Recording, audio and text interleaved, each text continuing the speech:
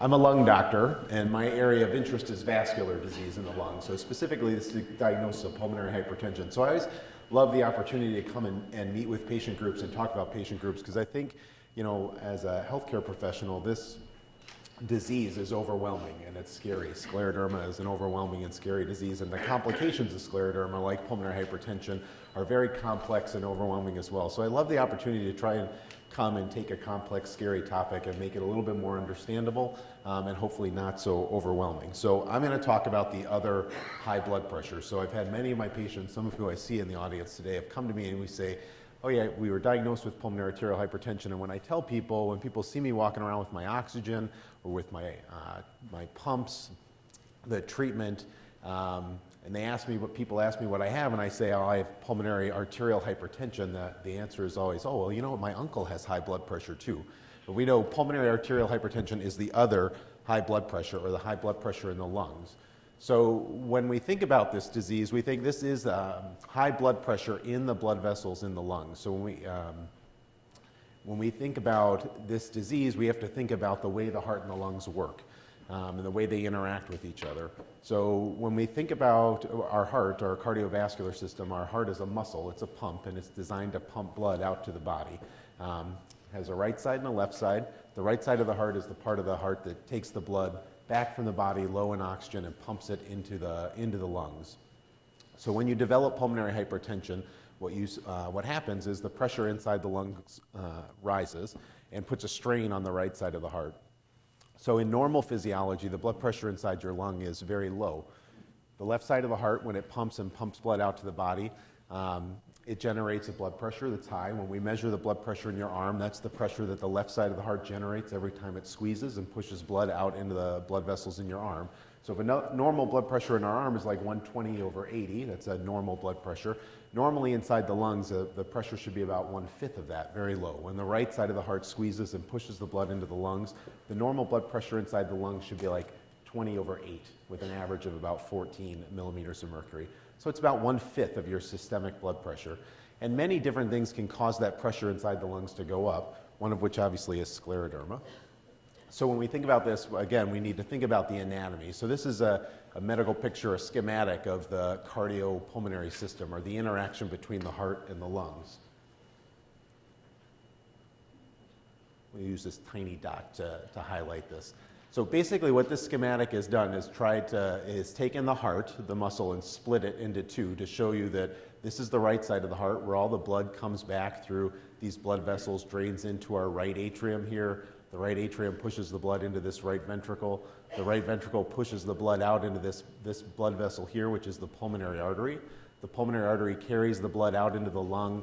The blood vessels branch and get progressively smaller until you get to this level here, which are called the capillaries, which are very tiny little blood vessels that carry the blood through the lung, right next to the lung tissue. So this is what we call an alveolus, which is where the exchange of oxygen occurs, where oxygen goes from our lungs and into the blood. Then all that blood drains back through our pulmonary veins, goes into the left side of the heart. The left side of the heart pumps the blood out to the body. So this is the way our heart and lungs interact. And as I said before, when we measure the blood pressure inside the lung, we're really measuring the blood pressure right here in the pulmonary artery, and it's a low pressure, low resistance system. So normally the systolic or top number in the blood pressure should be 20 to 30 millimeters of mercury. The diastolic should be on average about 8, and the mean should be about 14 millimeters of mercury in that pulmonary artery. As opposed to our systemic blood pressure, what we measure when we put a blood pressure cuff on our arm, which is much higher, like I said, 120/80 with a mean arterial pressure of about 65. So the key is really the pulmonary circulation is a low pressure, low resistance system in states of health. So this is an important slide because when you come to my clinic and you've been told that you have pulmonary hypertension, this is the categorization, or the first thing that I think about as I approach a patient who's been told that they have pulmonary hypertension, because this is our classification scheme of pulmonary hypertension. And the key to think about on this slide is that not all pulmonary hypertension is the same. When you're told you have pulmonary hypertension, there are actually several different types of pulmonary hypertension, or categories or classes, And a lot of the workup that we put you through to evaluate pulmonary hypertension is really designed to try and figure out primarily what type of pulmonary hypertension do you have. Because the type of pulmonary hypertension is going to inform prognosis for you. It's going to inform how we treat you going forward. So it really is very important. And as we all know in medicine, as in life, nothing is ever black and white. There's always shades of gray. So as we go through and work people up, it's nice to say, oh, there are 5 distinct classes of pulmonary hypertension. But in reality, we really are trying to figure out which class do you primarily fit into. So what most people think about when we think about scleroderma-related pulmonary hypertension is class 1, or WHO group 1, pulmonary arterial hypertension. And that's going to be the main focus of our talk.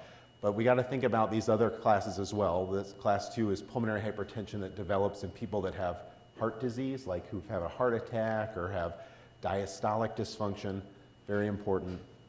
Class 3 is pulmonary hypertension that develops in patients with underlying lung disease. So specifically in scleroderma, if you have like interstitial lung disease or the fibrosis in the lungs, you can develop pulmonary hypertension. That's usually related to low oxygen levels. Class 4 is a type of pulmonary hypertension that's not particularly pertinent to scleroderma patients, but we look for this because it's an important type of pulmonary hypertension, and this is due to chronic blood clots inside the lung. And then type 5 is class 5 is a kind of a grab bag of miscellaneous diagnoses, things that can cause pulmonary hypertension through multifactorial mechanisms. And we'll see as we go to the next couple of slides that you could probably put scleroderma in class 5, because we know that scleroderma can cause pulmonary hypertension in many different ways. But the one that we most focus on and are most worried about in scleroderma is WHO group 1, or class 1, pulmonary arterial hypertension. And that just shows the connective tissue disease, or scleroderma. So this again is another schematic of our cardiovascular system, and I put it up here to highlight again why, or the reasoning behind this classification scheme. Why do we talk about, or what makes class 1 different from class 2? So again, just to walk you through this is splitting the right side of the heart from the left side of the heart, and we look at the right side of the heart pumping the blood into the pulmonary arteries.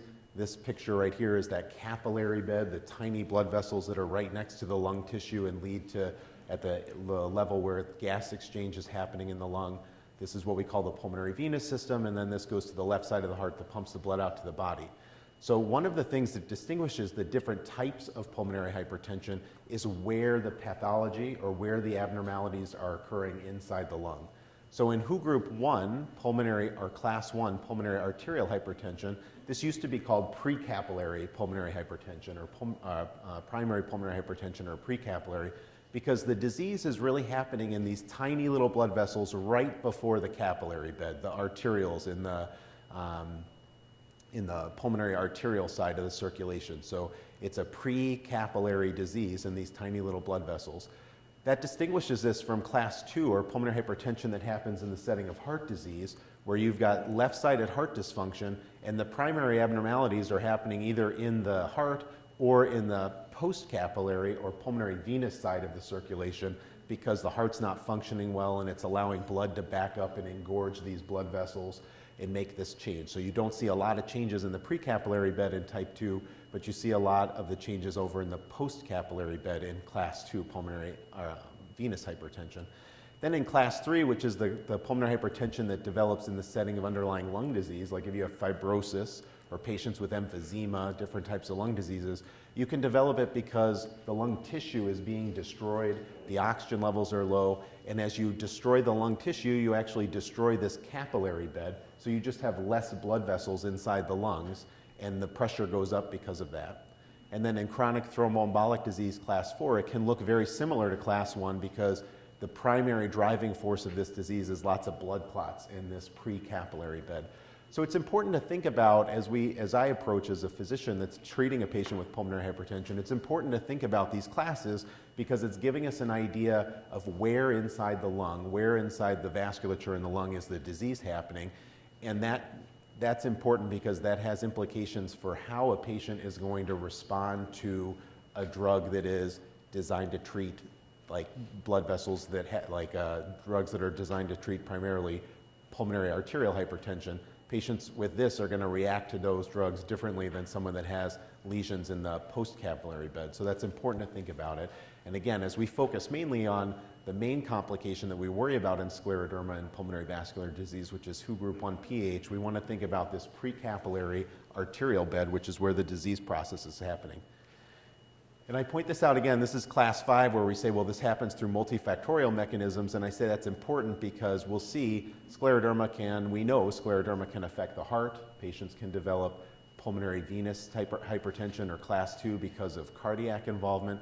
We know that patients with scleroderma that get interstitial lung disease can develop class 3 pulmonary hypertension because the lung tissue is damaged.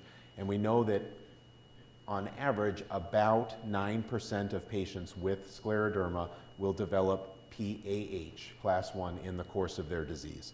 So really, you could think about, I think about scleroderma patients, approach them as saying, well, if we're worried about pulmonary hypertension, we've got to look at all these different types because scleroderma is a multi-system organ disease that can affect lots of different things inside the body, including the heart, the lungs, and the vasculature inside the lungs. So this is another way that we distinguish the different classes of pulmonary hypertension, and this is important because as we do the workup, we always end up talking about the dreaded right heart catheterization, which I'm sure some of you have experienced or talked to your doctors about. So the reason why that test is so important is that really the definition of pulmonary hypertension is made by what we call a hemodynamic assessment or a measurement, a direct measurement of the blood pressure inside the lungs. And the only way to get at that is to do a right heart catheterization because that's really the only way to measure the pressure inside the lung. So the numbers aren't that important, but I just put this up here because this is another way to distinguish the different classes of pulmonary hypertension. So class 1, pulmonary arterial hypertension, is defined as that mean or average pressure inside the lung, which we know a normal mean is about 14 millimeters of mercury. So the definition of pulmonary arterial hypertension is when the average pressure inside the blood vessel in the lung is greater than 25 at rest. Sometimes we'll have people exercise while we're doing the right heart catheterization to see does the pressure go up abnormally during exercise. So occasionally we'll think about this exercise component and say, well, even if at rest the number is normal, if we exercise you and the pressure goes up, that average pressure goes up to above 30, that can be consistent with pulmonary hypertension. And then this number becomes important with the PCWP, or the pulmonary capillary wedge pressure, is our measurement of what is the pressure on the left side of the heart. We're trying to distinguish heart-lung disease from the pulmonary hypertension that happens in patients with heart disease. So this wedge pressure gives us a number of the pressure on the left side of the heart, and in WHO group 1, that number is low. And why that's important, I think in the next thing, is that we know that in this disease, pulmonary arterial hypertension, this is a disease of increased resistance to blood flow through the pulmonary vasculature. We'll see some pictures on the next slide that describe why that's happening. But the right side of the heart is supposed to be functioning under a low pressure system, a low resistance system where it never has to work very hard to push the blood through the lungs. When people develop pulmonary arterial hypertension, they develop a high resistance to blood flow. The pressure goes up, and the resistance to blood flow goes up, and then that ends up causing a lot of strain on the heart, and that's what leads to patient symptoms. So this is basic like high school physics. You think about a resistance is measured as a change in pressure over flow. So what we do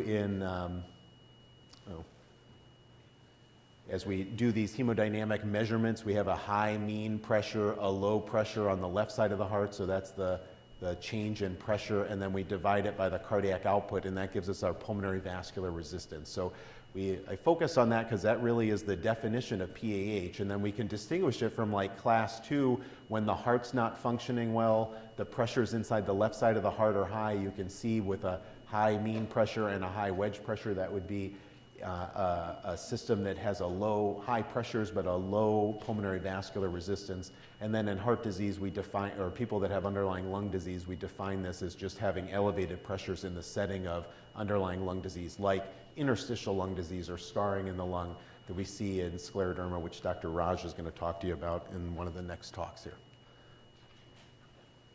So what causes PH? Why do those lesions happen in the different parts of the lung? Why do those pressures go up? Why does the resistance go up inside the pulmonary vasculature, the blood vessels in the lungs that drives the disease? Well, we think there are probably 4 things. We don't know for sure what causes the disease, because if we knew what caused it, then we could be talking about cure. But we don't, at this point, cannot cure this disease. We can treat it and make people better, but we can't cure it. But we think the things that primarily drive this disease are vasoconstriction or clamping down of the blood vessels in the lungs. This is particularly important because this is the main target of our therapies to treat this disease now. So we underexpress things that chemicals in our body that are primarily designed to dilate or open up the blood vessels when you develop PAH, and PAH patients overexpress chemicals that constrict or narrow down the blood vessels in the lungs. We know that over time you get remodeling or actual physical change to the blood vessels, the blood vessel wall. We know there's a little bit of clotting that occurs, and then there's some inflammation that occurs as well. So this gives you the picture of what happens to patients' blood vessels in the lungs. What is that remodeling of the vasculature? So this is a normal blood vessel or pulmonary artery in the lung. You can see it's kind of this circular thing. This is what we call the lumen, where the blood passes through the lung. This is the lining of the pulmonary artery. There's a little bit of muscle in there. This black lining right around there is what we call the endothelial cells, or the lining of the blood vessels. As people develop pulmonary arterial hypertension, this smooth muscle cell that lines around the blood vessel thickens, it migrates.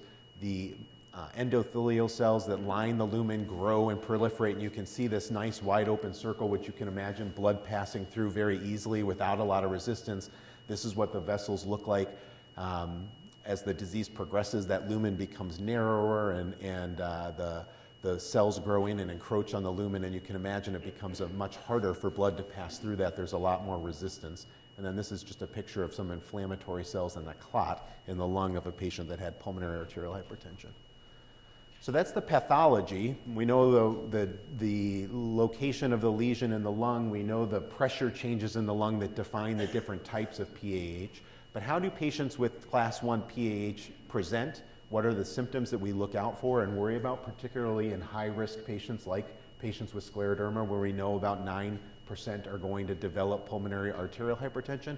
Well, you can see these are the most common presenting symptoms, and they're pretty nonspecific, right? There's nothing. People get a little bit breathless. Lots of things can make you be breathless. A little bit tired, which is part and parcel of scleroderma, right? Weakness. Sometimes people develop chest pain. We always get worried when we start to see people developing swelling in the legs, edema.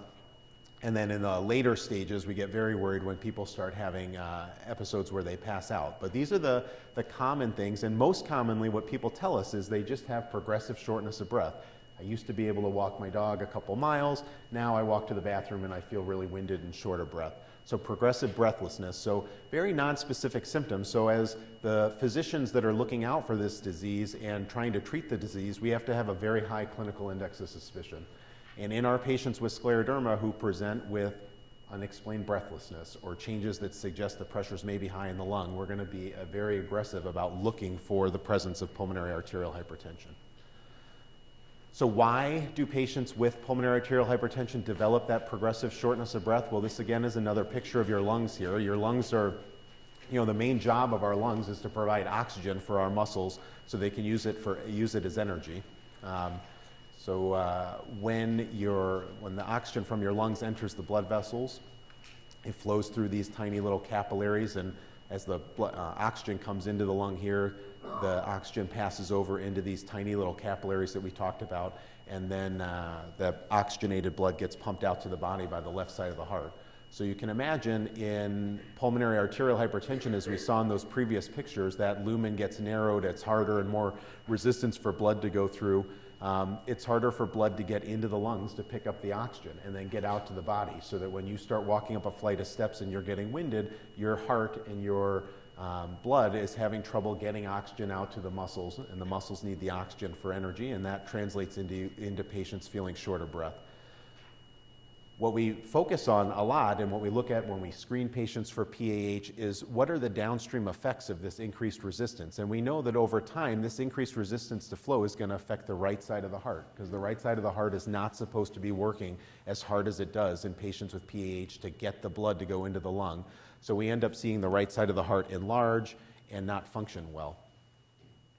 We end up seeing strain on the right side of the heart, as I said. So the right side of the heart tends to dilate, the muscle doesn't squeeze as well. We can, on the echocardiogram, estimate what the blood pressure is inside the lung, so we'll look for that on the echocardiogram.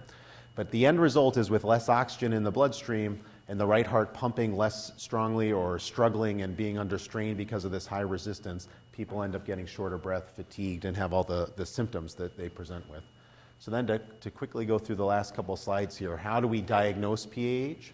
So when we know this pathologic process that's going on, we know the pressure changes, how do we diagnose it? Well, typically we put people through a lot of tests, right?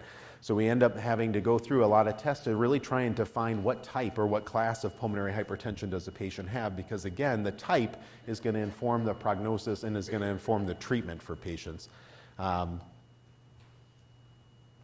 Making this determination is very important as the treatments differ. And the primary tests really, when we narrow it down, the primary tests that we do first, especially in scleroderma for screening, are the echocardiogram and the pulmonary function testing. Those really function as our primary screening modalities. So the echocardiogram is the ultrasound of the heart. They put the jelly on the chest and put the wand on there and take a picture of the heart. And we're using sound waves to take a picture of the function and the motion of the heart, and then we estimate the blood pressure inside the lungs. So this is a picture of a patient, of an echocardiogram of a patient with pulmonary arterial hypertension, and it's what we call an apical four-chamber view. This here is the left ventricle, this is the left atrium, this is the right ventricle, and this is the right atrium. And the main finding on this is that the right ventricle is gigantic. It's big, it's dilated, it's much bigger than the left side of the heart. So we're looking for this sign of an enlarged right ventricle or poorly functioning right ventricle as a sign of strain on the right side of the heart. Then this is a report of a pulmonary function testing that we look for in patients, and this serves a couple different purposes. We look in spirometry at the flow of air going in and out of the lungs. We look at the actual volume of air inside the lungs. And then we look at this test called your diffusing capacity of carbon monoxide, which is kind of a marker of the health of the blood vessels in the lungs. And this serves a couple purposes, especially in scleroderma, because pulmonary function testing can identify by lower lung volumes patients that may be developing fibrosis or scarring inside the lungs. It's one of the screening tests to look for fibrosis. But which again, Dr. Raj is going to talk to you about, but specifically for PAH, what we're looking for is patients that have preserved lung function or lung volumes with a low diffusing capacity. That isolated reduction in your diffusing capacity can be a marker of something being abnormal with the blood vessels in the lungs. So in our patients with scleroderma, we'll screen with an echo, we'll screen with pulmonary function tests. Probably most importantly, we'll screen for patient symptoms. If you have unexplained dyspnea or unexplained shortness of breath, or this isolated reduction in your diffusing capacity, or an echo that suggests the pressures in the lungs may be high, we're going to tell you you need further workup to make the diagnosis, which ends up in the gold standard test, which is the right heart catheterization. This is the test where we actually measure the blood pressure in the lungs. We can't put a blood pressure cuff around your lungs and measure it, so we have to actually stick a catheter into the blood vessel in the lung to measure the pressure. And it is absolutely necessary to have this test done, without a doubt, before you would initiate any therapy for PAH. Because the implications of treating a patient with class 2 or class 3 pulmonary hypertension with a drug that's designed to treat pulmonary arterial hypertension can be very serious, and you can have some very bad outcomes. So the right heart catheterization is absolutely necessary to make the diagnosis of PAH and to really define and understand what it is that you're dealing with. This allows us to measure the blood pressure inside the lungs directly, and it allows us to calculate how much blood your heart is pumping every minute and actually calculate that resistance to blood flow through the lung that defines or drives a lot of the problems in patients with PAH. So for those of you who haven't been through this or talked about this with your doctors yet, a right heart catheterization is basically we put a large IV into either the neck or the groin, typically. Usually we go into the neck, and then through that IV we thread a long plastic catheter that goes down through your superior vena cava into the right side of the heart and out into the blood vessels in the lungs, and it allows us to measure the pressure inside the lung. It typically maybe takes about an hour at most, sometimes much less than that. And sometimes we'll do other testing during the right heart cath, but this again just shows you the schematic, and we are able to go through and measure these pressures at all these different levels inside the lung. And then just to bring it back to what we talked about before, that defining, the right heart catheter is this plastic catheter that comes through. On the end of that catheter there's a little balloon that we blow up while it's inside the heart, and then we stick that balloon all the way out until it wedges in that blood vessel. And that's where we measure a wedge pressure. So when that we talked about before as being important in defining who group 1 or class 1 PAH. That balloon being wedged in there allows us to get a measurement of what the pressure is on the left side of the heart. So that number becomes very important in defining what type of pulmonary hypertension do you have. And then finally, in the last 2 slides, how do we treat pulmonary arterial hypertension? So once you've gone through this big workup and we've said, look, this looks like you have WHO group 1 or class 1 pulmonary arterial hypertension, that disease affecting the pre-capillary bed in the lungs, defined by high pressures. How are we going to treat it? Well, we're going to treat with drugs that are designed to lower the blood pressure inside the lung. So the goal of treatment is really to relieve symptoms. As I mentioned before, we can't, unfortunately, at this time cure pulmonary arterial hypertension outside of doing things like lung transplants, but through medical means we cannot cure pulmonary arterial hypertension. So our drugs are really going to relieve symptoms and hopefully slow the progression of the disease, or to slow the progression of the disease. The initial treatment decisions are really based on how far progressed you are. So there's lots of different drugs that go from just pills that you take once a day to pills that you take 3 times a day to inhaled therapies that you have to do 4 or maybe 8 or 9 times a day to continuous IV infusions of medications where you're walking around with a little pump that's infusing medicine either into an IV or subcutaneous, and then ultimately lung transplant. But what drug we start with is really based on how far advanced the disease is when we make the diagnosis, which is why particularly in scleroderma we put such an emphasis on screening for the disease and identifying early, because the earlier you identify, the more likely it is that we're going to be able to treat and hopefully control the disease with pills and hopefully avoid some of the more invasive and difficult therapies. So this just highlights the 3 different pathways that we talked about right at the beginning. This overexpression of chemicals like endothelin, which constrict the airways or constrict the blood vessels, and underproduction of chemicals that dilate or open up the blood vessels is what drives the disease. So to treat this, we block the endothelin pathway with drugs so that we skew the vasculature towards dilation. We give drugs that increase the production of nitric oxide to dilate the vasculature, and then we give back prostacyclin, either through pills or IV or inhaled therapies. So to conclude, pulmonary hypertension is high blood pressure in the blood vessels in the lungs. It's independent of the regular high blood pressure that people think about when you put a blood pressure cuff on your arm. It's a completely different process. Patients with scleroderma are at an increased risk for developing this complication. So we know this is a high-risk patient population, and that's why we need to screen and look for it. The diagnosis of the disease is made by excluding the other types, heart disease, lung disease, that could be causing symptoms, and by defining the hemodynamics, defining the pressures by going through a right heart catheterization to know what the pressures are and what we're dealing with. And it is a scary disease. It's a bad complication to get in scleroderma, but really in the last 10 to 15 years, there have been such great advances in identification and treatment and understanding of this disease. Back in the 1990s, there were no drugs available to treat patients with PAH. Currently, we have about 15 or 16 different drugs, different modalities that we use to treat this disease.